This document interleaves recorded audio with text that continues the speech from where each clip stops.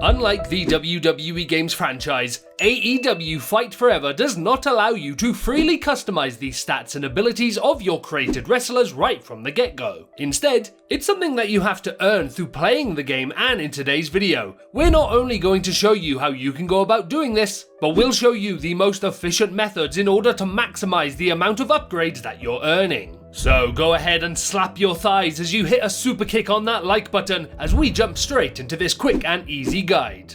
Alright, so first things first, how do you upgrade your core's stats and abilities? In order to upgrade the stats and abilities of your core, you need to come on over to AEW Fight Forever's career mode, Road to Elite, and you need to play through this mode as your created character. Once inside the main menu of Road to Elite, you need to come on over to the My Wrestler tab, select the option that says Wrestler Stats, and once inside here, you'll use skill points in order to upgrade the stats and abilities of your core. This is where you'll be able to unlock things like the ability to have more than one finisher on the character, as well as passive abilities like Unyielding Pose, that annoying thing that makes characters like Wardlow and The Big Show feel invincible. So what are skill points and how do you get them? Skill points are one or two types of currencies that you earn while playing through Road to Elite. Skill points are used to upgrade the stats of your character, while the other currency is used to purchase things in the Road to Elite shop. You'll earn both types of currencies at different rates, depending on the type of activities you decide to do between the main matches of the mode. The mode allows you to tailor your experience to your liking, so if you want to make sure you come out of Road to Elite on the other side with a super maxed out character, then you're going to want to make sure you pick the activities that prioritize giving you skill points over anything else. So, how do you maximize the amount of skill points that you're earning? There are a few different ways that you can maximize the amount of skill points that you'll get when playing through this mode, and those begin right at the very beginning of setting up this mode. When you first launch Road to Elite, you'll be given the option to select the difficulty. The higher the difficulty, the more skill points that you'll earn while playing.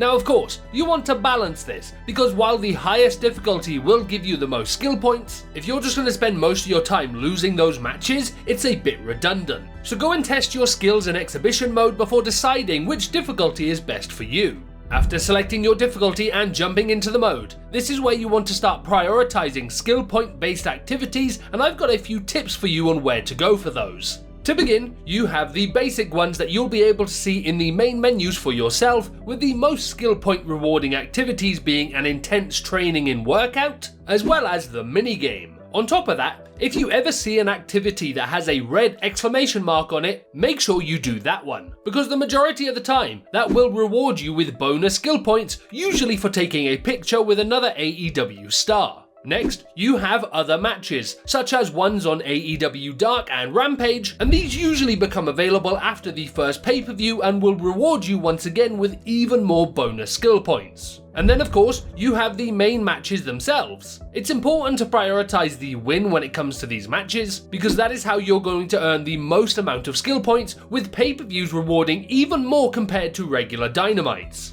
As you progress throughout the mode, the amount of skill points that you'll be earning will continue to increase in line with the amount of skill points that you will need to unlock some of the later abilities, but on top of that, if you save up 7,500 coins, you'll be able to purchase something from the shop called a skill point booster, which will temporarily boost the amount of skill points that you earn during the week that you purchase it. If you're going to use these, my advice would be to save up your coins and start buying skill point boosters towards the last few weeks of the mode, as applying those boosts to the already higher skill point values will provide you with even greater rewards. Other than that, the only other real pro tip that I have left to share is that on top of prioritizing the activities that give you skill points, make sure you're also prioritizing the activities that give you the most skill points, especially later on into the game. For example, on face value, if you only have one turn left for a particular week and you have the choice between a minigame for 1000 skill points or a workout for 750 skill points, but the workout has a red exclamation mark on it, I would recommend going for the workout, because odds are that not only will give you the guaranteed 750, but it could end up giving you a lot more bonus skill points from the picture taken as well. So just bear that in mind when weighing up your options.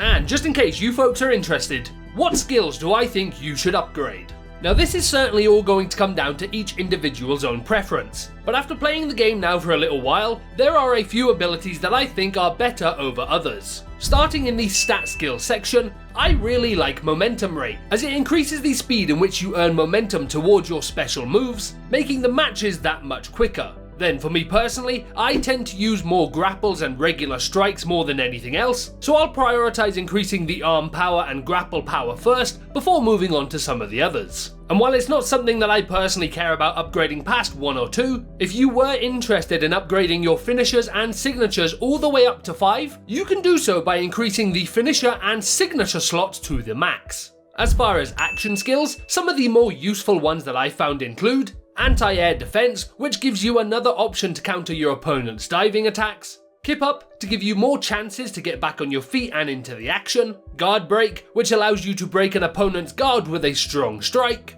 desperation impulse, which allows you to hit a low blow while on the ground in a danger state, which can help you get out of a tight situation, strike proficiency, which goes well with my boosted arm power stat, and jump start, which allows you to begin moving before the starting bell. Also, shout out to Sloth Style, which allows you to play with your hands in your pockets. Then when it comes to your passive skills, in all honesty, you just want to get as many of these as you possibly can, especially the ones that will be relevant to the play style of the character that you're upgrading. Most of these skills allow you to get momentum gain buffs when completing certain actions, like landing the first strike of the match or kicking out of pins. And then the other non-momentum gain skill options are also incredibly useful, as they grant you some great abilities, such as being able to kick out of pins when you shouldn't, reverse finishers when you shouldn't, and different things like that. So yeah, get as many passive skills as you possibly can. So there we have it. That is almost everything that you need to know about upgrading the skills and abilities of your cause in AEW Fight Forever. However, there is just one more thing that I need to let you know about before you go and get started, and that is the fact that if you choose to play through Road to Elite a second time with your fully upgraded character, then you will in fact reset the stats of your character back down to default and have to earn them all over again. So just be sure to keep that in mind. If you're happy with the stats and you don't want to reset them, then don't play Road to Elite a second time with the same character.